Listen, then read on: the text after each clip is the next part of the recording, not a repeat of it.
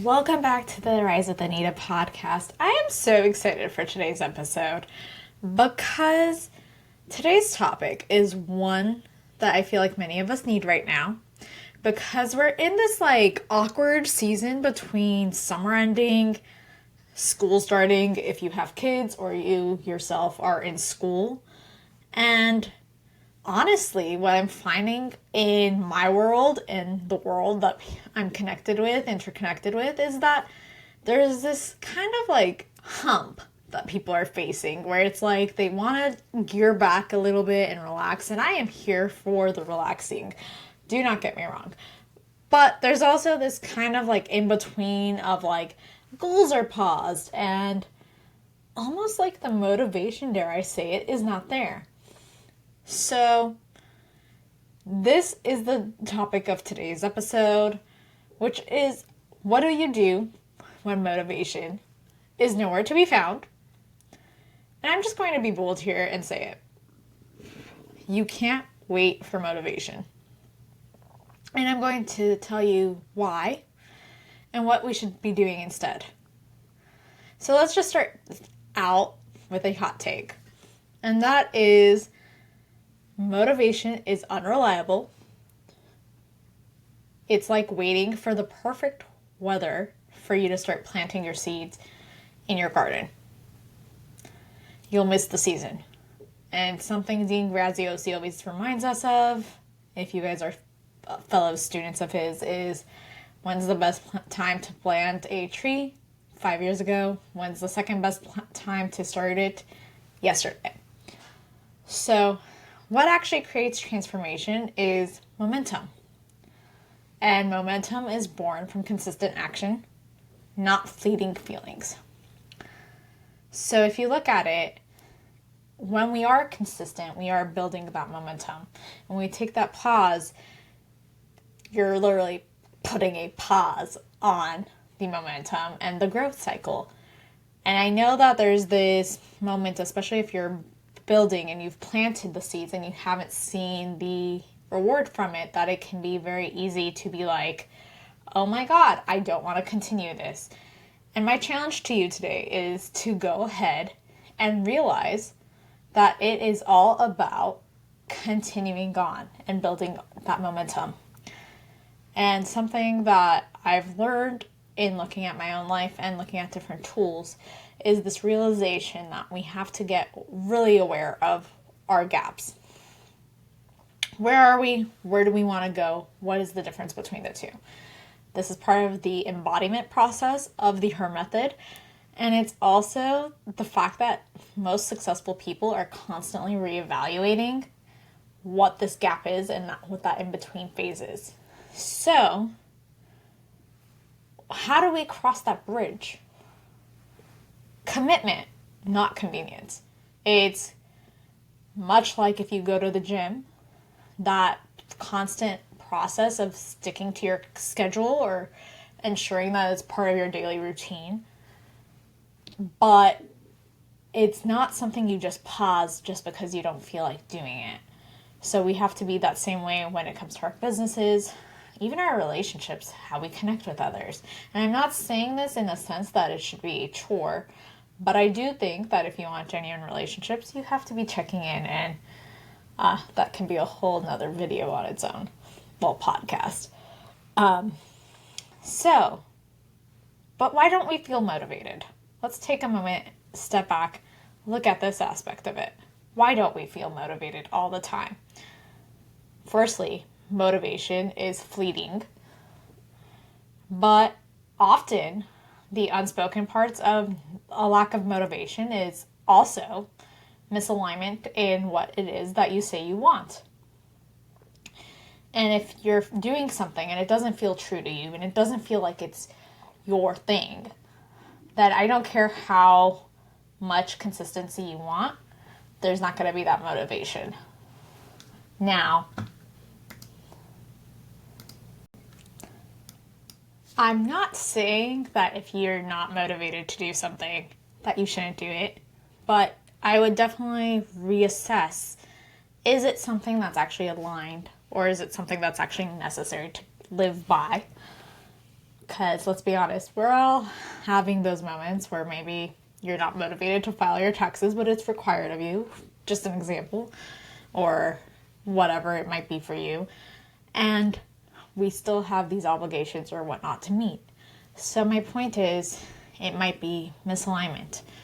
It might just be that you're emotionally exhausted. Maybe you're feeling a little burnt out in this moment. And so you don't have that motivation because you're carrying a little bit too much in your internal world and you're unable to meet those needs. Or you just feel very overwhelmed. Simple as that. You don't know where to begin. You don't have your process. You haven't yet reverse engineered that goal to get you going on what it is that you want.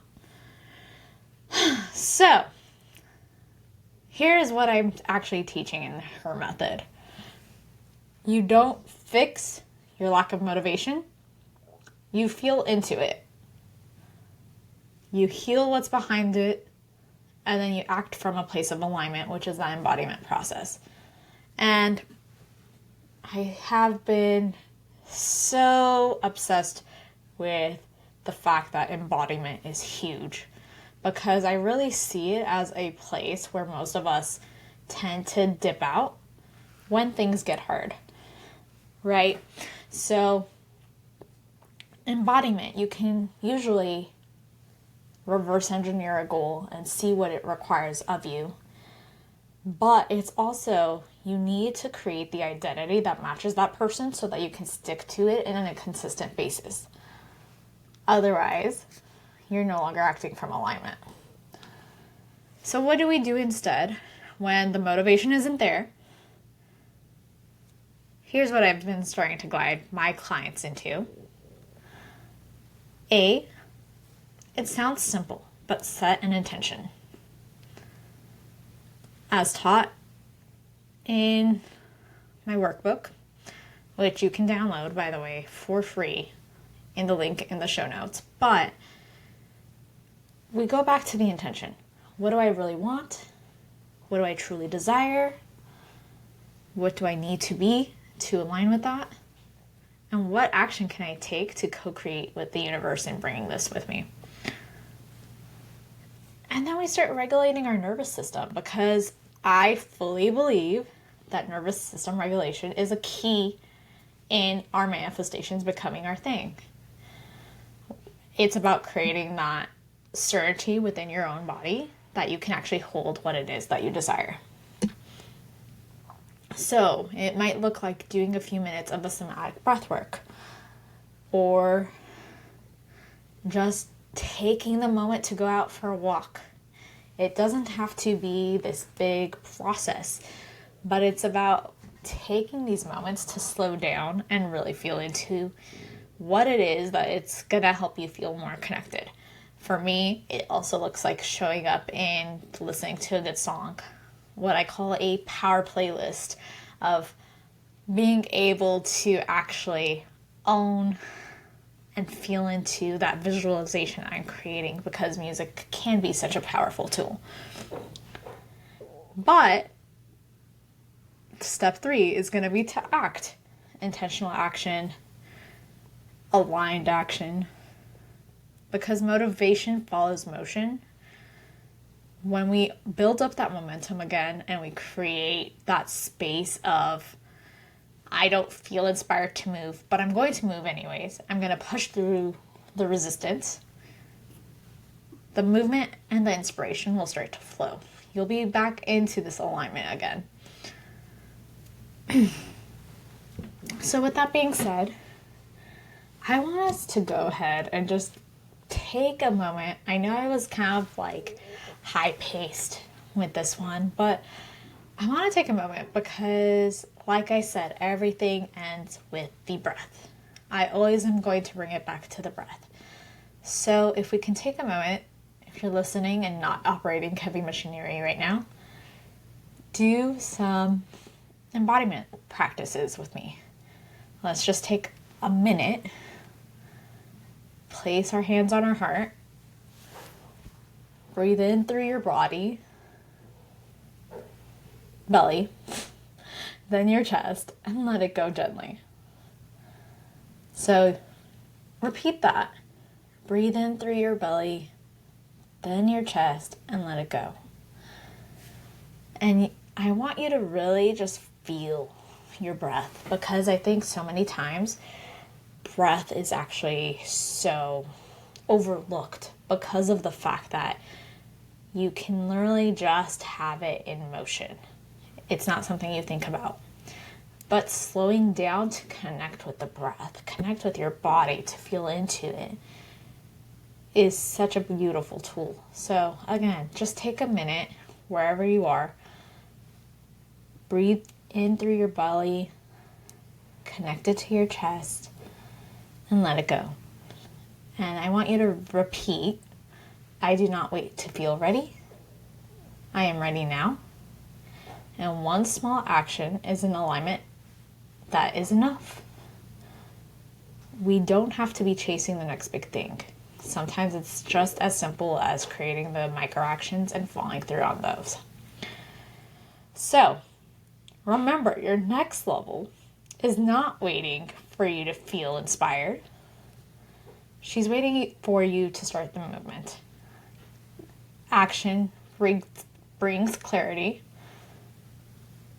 So when we are in this movement of momentum, you'll continue to gain clarity and insights and thoughts of how things can come about.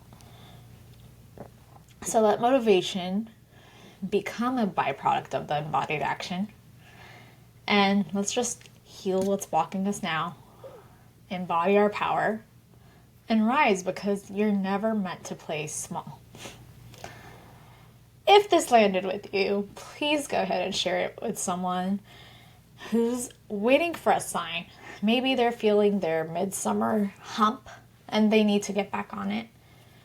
And honestly, if you actually feel aligned with this episode, please feel free to reach out, DM me on Instagram or Facebook, wherever you find me, at Arise with Anita.